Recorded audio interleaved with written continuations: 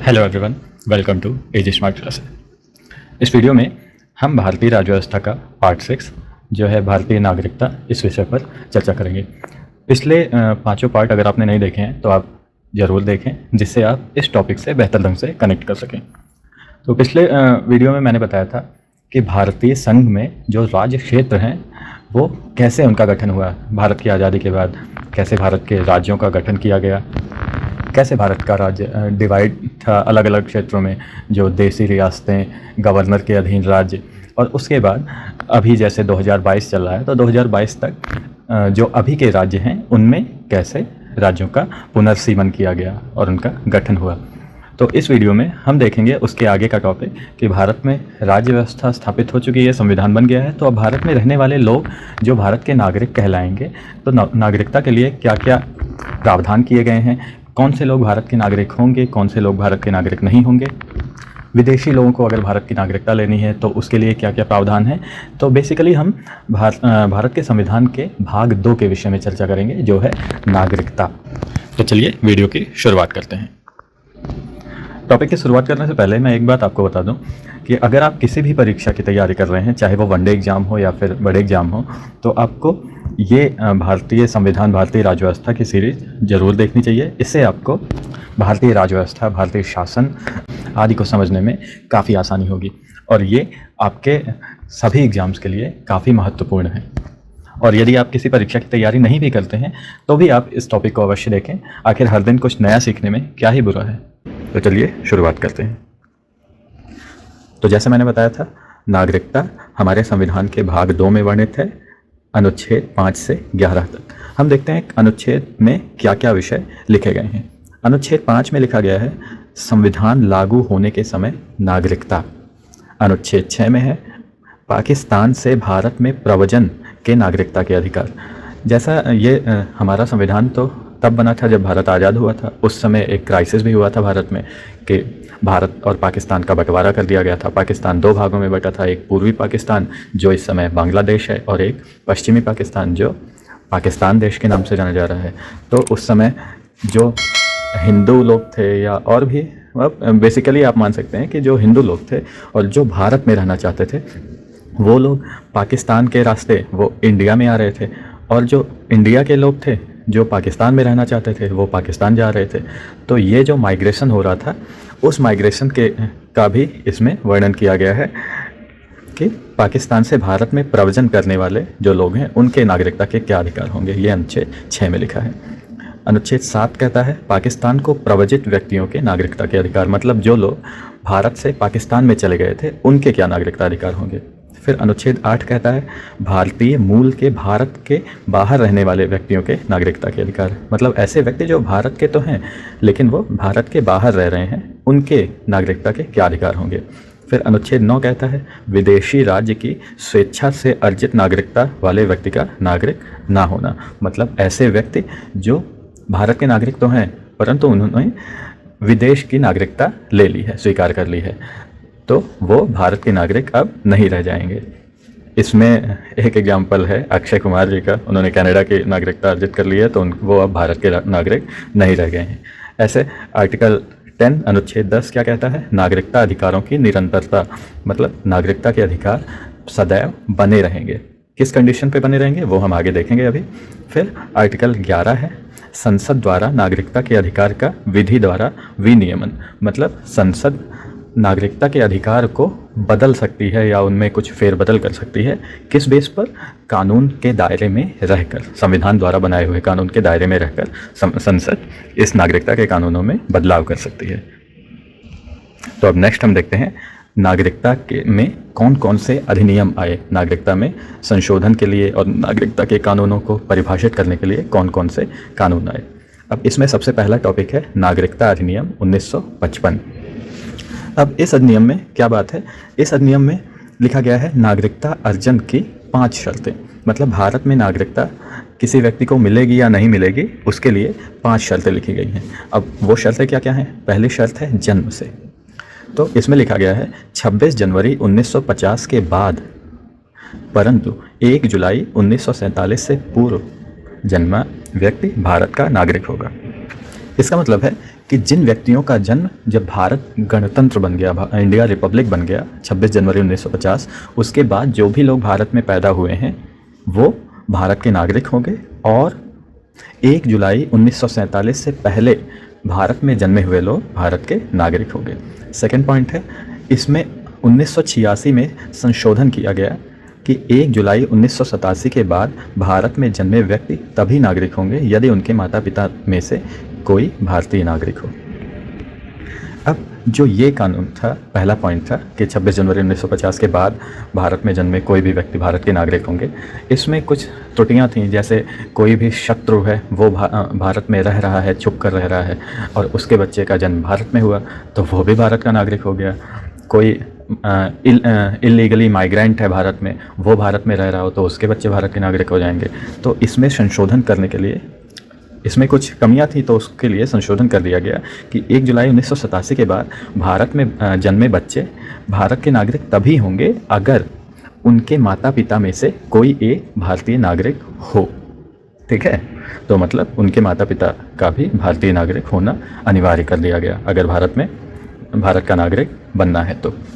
फिर next point है, भारत में पदस्थ विदेशी राजनयिक एवं शत्रु देश के बच्चों को भारतीय नागरिकता का अधिकार नहीं है। इसका मतलब क्या है कि जो जैसे पुराने ज़माने में होते थे कि किसी देश के राजा के दूत जा रहे हैं कहीं पे, तो वो किसी अन्य राजा के दरबार में रहा करते थे, जैसे चंद्रगुप्त मौर्य के दरबार में मेगस्थनीज आया था। तो वैसे ही आज भी अन्य विदेशी देशों के राजदूत भारत में रहते हैं, भारत के राजदूत अन्य देशों में रहते हैं। ये तो उनके जो राजनयिक हैं उनके बच्चे और जो भारत के एनिमी कंट्रीज़ हैं, शत्रु देश हैं, उनके अगर बच्चे भारत में जन्म लेते हैं तो उन्हें भारत की नागरिकता का अधिकार नहीं दिया जाएगा। तो नेक्स्ट है भारतीय नागरिकता वंश के आधार पर। इसमें क्या प्रावधान है, 26 जनवरी 1950 के बाद भारत के बाहर जन्मा व्यक्ति के पिता अथवा माता, ये जो प्रावधान है ये 10 दिसंबर 1992 के बाद ऐड किया गया था, पिता अथवा माता में से कोई भी भारत के नागरिक हों तो वंश क्रम के आधार पर भारत का नागरिक होगा। नेक्स्ट है, 3 दिसंबर 2004 के बाद भारत से बाहर जन्मे व्यक्ति को नागरिकता के लिए तभी अर्ह माना जाएगा यदि 1 वर्ष के भीतर भारतीय कंसुलेट में जन्म का पंजीकरण हुआ हो, बाद में केंद्र सरकार की सहमति से पंजीकरण। इसका मतलब है कि 3 दिसंबर 2004 के बाद अगर भारत के बाहर कोई बच्चा जन्म लेता है तो उसे भारत की नागरिकता के लिए एलिजिबल तभी माना जाएगा अगर 1 वर्ष के पहले उस बच्चे का रजिस्ट्रेशन, जन्म का रजिस्ट्रेशन भारतीय जो दूतावास है उसके ऑफिस में कर दिया जाए और बाद में केंद्र सरकार की सहमति से भी पंजीकरण हो जाए। अब नेक्स्ट है पंजीकरण द्वारा। अब पंजीकरण के द्वारा भारत की नागरिकता लेने के लिए शर्तें हैं, भारतीय मूल का व्यक्ति हो, मतलब उसका ओरिजिन इंडिया का हो, और आवेदन करने से ठीक पूर्व 7 वर्ष तक भारत में रह चुका हो।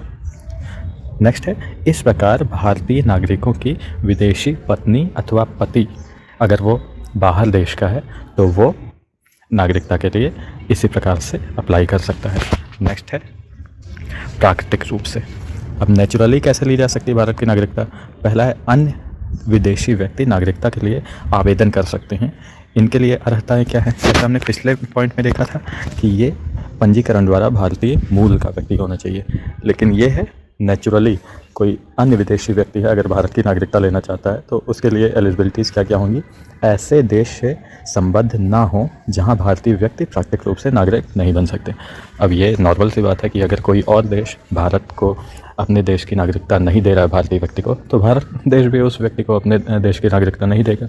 तो वो व्यक्ति जो भारत की नागरिकता लेना चाहता है वो किसी ऐसे देश से संबद्ध ना हो जहाँ भारतीय व्यक्ति नागरिकता के लिए अप्लाई नहीं कर सकते।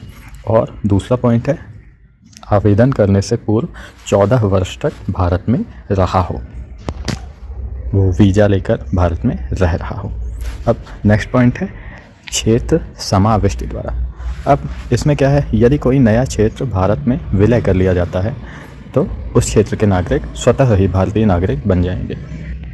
अब इसका मतलब है कि कोई पर्टिकुलर एरिया अगर भारत देश में मर्ज कर लिया जाता है तो उसमें रहने वाले व्यक्ति जो हैं वो कहीं और तो जाएंगे नहीं, तो वो भी भारत के नागरिक अपने आप ही बन जाएंगे।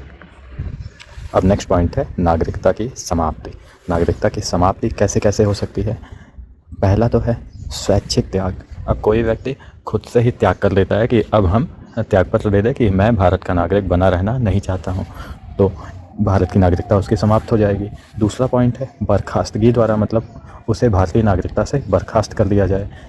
ये क्यों होगा? अन्य देश की नागरिकता लेने पर। अब कई देशों में है कि आप एक साथ 2 से अधिक देशों के नागरिक हो सकते हैं, परंतु भारत में आप अगर भारत के नागरिक हैं तो आप अगर किसी अन्य देश की नागरिकता ले लेते हैं तो आपकी नागरिकता स्वतः ही खत्म हो जाएगी। तो अन्य देश की नागरिकता लेने पे नागरिकता खत्म हो जाएगी। दूसरा है देशद्रोह। फर्जी तरीके से प्राप्त नागरिकता। विदेश के नागरिक के पंजीकरण के 5 वर्ष के दौरान किसी देश में 2 वर्ष की कैद अथवा नागरिक वर्षों में भारत के बाहर रह रहा हो।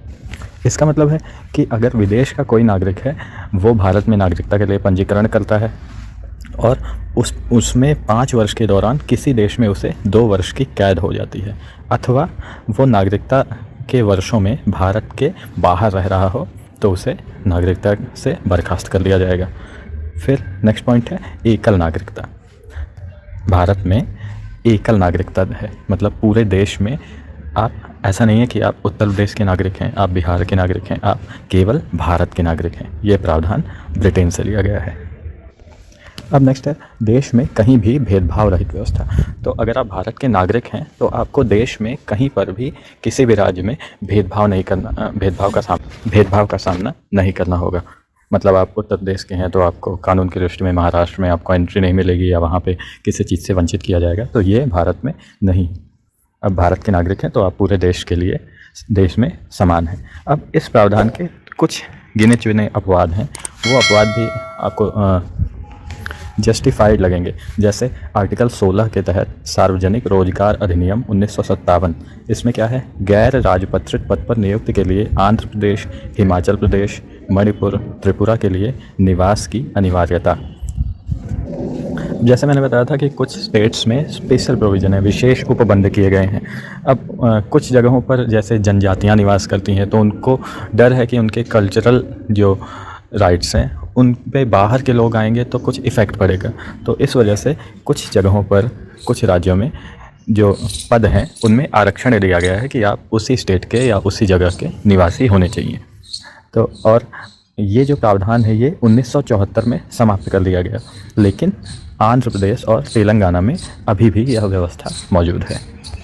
नेक्स्ट है आर्टिकल 19 के तहत इसमें अपवाद है कि जनजातीय क्षेत्रों में प्रवेश एवं निवास प्रतिबंधित है। ये सुरक्षा कारणों से दिया गया है कि उनके कल्चरल जो राइट्स हैं वो उनका प्रोटेक्शन होता रहे। अब नेक्स्ट है विदेशी भारतीय नागरिकता। इसका मतलब क्या है कि जो भारतीय मूल के व्यक्ति हैं जो विदेशों में रह रहे हैं उनके लिए एक अलग से प्रावधान किया गया। उनसे भारत को प्रॉफिट ही है कि भारत में थोड़ा सा रेवेन्यू भी आता है उनके ज़रिए, वो अपने अगर फैमिलीज़ में भेज रहे हैं कुछ पैसा तो उससे भी भारत को कुल मिला के फ़ायदा है। तो सितंबर 2000 में ML सिंघवी की अध्यक्षता में भारतीय डायस्पोरा पर उच्च स्तरीय एक कमेटी का गठन किया गया और इस कमेटी ने 1 जनवरी 2007 में अपनी रिपोर्ट दी। इसमें क्या था? नागरिकता अधिनियम 1956 में संशोधन किया गया और पर्सन्स ऑफ इंडियन ओरिजिन, मतलब भारतीय मूल के जो व्यक्ति थे उन्हें दोहरी नागरिकता देने की सिफारिश की गई। अब इसके बाद नागरिकता संशोधन अधिनियम 2003 आया। इसमें क्या कहा गया कि विदेशी भारतीय नागरिकता overseas citizen of India OCI का प्रावधान किया गया। इसके तहत एक कार्ड दिया गया, ये है overseas citizen of India card. इसके द्वारा 16 देशों के पर्सन्स ऑफ इंडियन ओरिजिन जो भारतीय मूल के व्यक्ति हैं उनमें से पाकिस्तान और बांग्लादेश को छोड़कर उन्हें विदेशी भारतीय नागरिकता कार्ड दिया गया और दोहरी नागरिकता एक प्रकार से दी गई। अब नेक्स्ट है नागरिकता संशोधन अधिनियम 2005। अब जैसे 2003 वाले अधिनियम में हमने देखा था कि केवल 16 देशों के पर्सन्स ऑफ इंडियन ओरिजिन भारतीय मूल के व्यक्तियों को विदेशी भारतीय नागरिकता दी गई थी। तो 2005 के अधिनियम में सभी देशों के PIOs को OCI का प्रावधान कर दिया गया, मतलब ओवरसीज सिटीजन ऑफ इंडिया। अब नेक्स्ट है नागरिकता संशोधन अधिनियम 2015। अब इसमें क्या क्या प्रावधान है? भारतीय विदेशी नागरिकता कार्ड होल्डर नाम से एक नई योजना की शुरुआत की गई। ये आप कार्ड देख रहे हैं, PIO card, persons of Indian origin card, और एक है overseas citizen of India.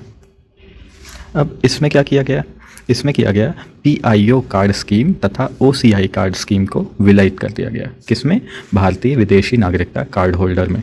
PIO मतलब पर्सन्स ऑफ इंडियन ओरिजिन, भारतीय मूल के व्यक्ति, और OCI overseas citizen of India card, इन दोनों को भारतीय विदेशी नागरिकता कार्ड होल्डर में मर्ज कर दिया गया। अब PIO कार्ड स्कीम कब शुरू हुई? 19 अगस्त 2002 से।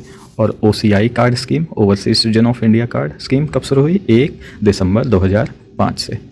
फिर विदेशी भारतीय नागरिक को बदलकर विदेशी भारतीय नागरिक कार्ड होल्डर कर दिया गया।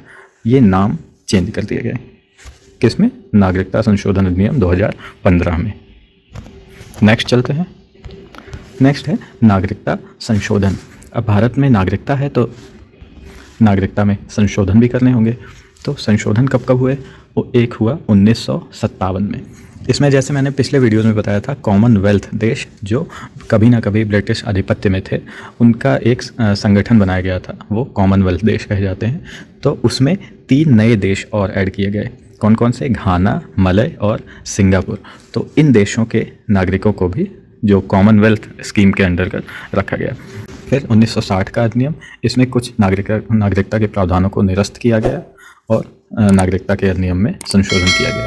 फिर 1985 में नागरिकता अधिनियम में संशोधन किया गया। इसमें क्या था?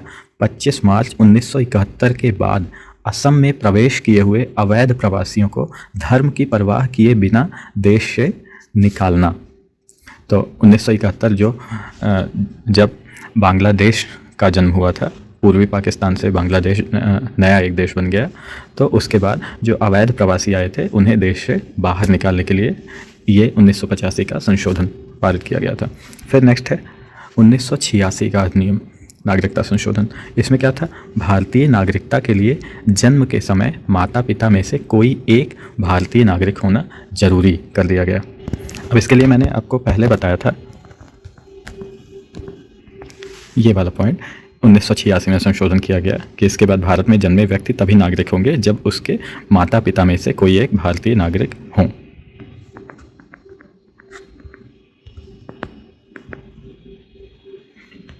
तो अब नेक्स्ट चलते हैं 1992 का संशोधन अधिनियम। इसमें क्या प्रावधान है? विदेश में जन्मे बच्चों के वंशक्रम आधारित नागरिकता के लिए माता या पिता में से कोई एक भारतीय नागरिक होना जरूरी है।